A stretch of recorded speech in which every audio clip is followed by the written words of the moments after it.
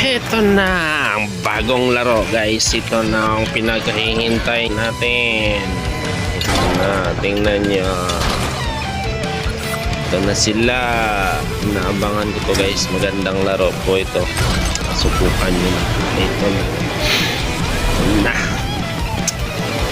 Ito sa mga mahilig dyan ng basketball. Nandito na. Oh,